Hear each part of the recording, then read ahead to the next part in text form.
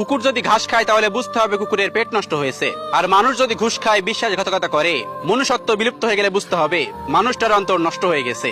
তেল বিদ্যা ও পাচারা যখন পেশা হয় তখন বঞ্চিত হয় সৎ ও যোগ্যরা। 1 টাকার কয়েন মাটিতে পড়লে শব্দ হয়, কিন্তু 2000 টাকার নোট পড়লে কোনো শব্দ হয় না। একইভাবে জ্ঞানী ব্যক্তি কখনো লোকজনের সঙ্গে তর্ক করে না, কিন্তু মূর্খ ব্যক্তি সারাক্ষণ তর্ক করবেই। জীবনে সবসময় 2000 টাকার নোটের মতো হয় উচিত। অযথা তর্ক বিতর্কে না জড়ানোই বুদ্ধিমানের কাজ। পরিবারের থেকে বড় কোনো সম্পত্তি নেই, বাবার চেয়ে বড় কোনো পরামর্শদাতা নেই, মায়ের থেকে বড় কোনো জগৎ নেই, ভাইয়ের থেকে ভালো কোনো ভাগিদার নেই, স্ত্রীর থেকে বড় কোনো বন্ধু নেই।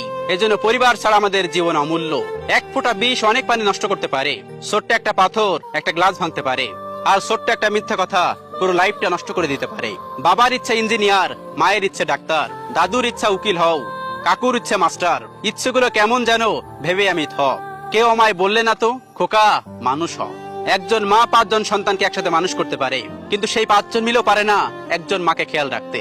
বড় গাছ নড়ে কম, বড় মাছের কাটা কম, জ্ঞানী লোকের কথা কম, গুণী লোকের কদর কম, সুস্থ লোকে খায় কম, মূর্খ লোকের আক্কেল কম, নিষ্ঠুর লোকের মায়া কম, শিশুদের হিংসা কম, সৎ লোকের বন্ধু কম, নিঃশ্বাসের বিশ্বাস কম, ভালো কথায় শুভেচ্ছা কম, সত্য কথায় বিশ্বাস কম, শয়তান লোকের লজ্জা কম। চোখ পৃথিবীর সবকিছু দেখতে পায়, কিন্তু চোখের মধ্যে যখন কিছু ঢোকে সেটা দেখতে পায় না।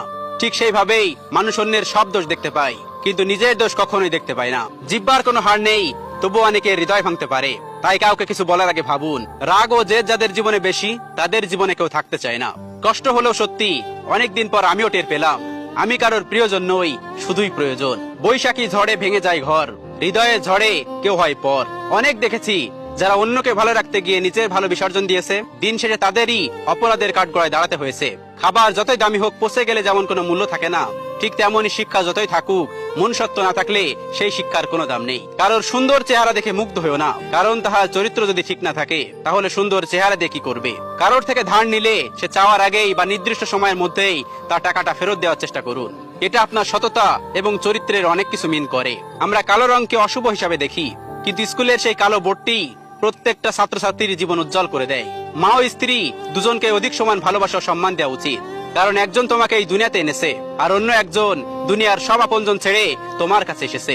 জল ছাড়া মাছ দুর্বল, স্বামী ছাড়া স্ত্রী দুর্বল, চাঁদ ছাড়া রাত দুর্বল, সূর্য ছাড়া দিগন্ত দুর্বল, আর্থিং ছাড়া কারেন্ট দুর্বল, নেটওয়ার্ক ছাড়া ফোন দুর্বল, ঘুম ছাড়া মানুষ দুর্বল, মা ছাড়া সন্তান দুর্বল, আর ঢেউ ছাড়া নদী দুর্বল।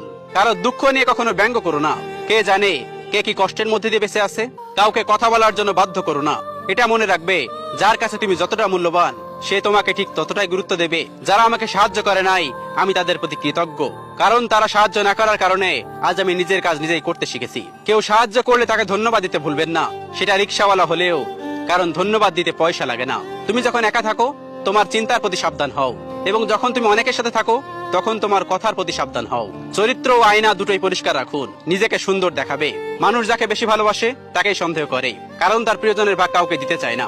কখনো কাউকে অবহেলা করার আগে ভেবে দেখো, তোমাকে যদি ওই পরিমাণ অবহেলা কেউ করে, তুমি কি সহ্য করতে পারবে?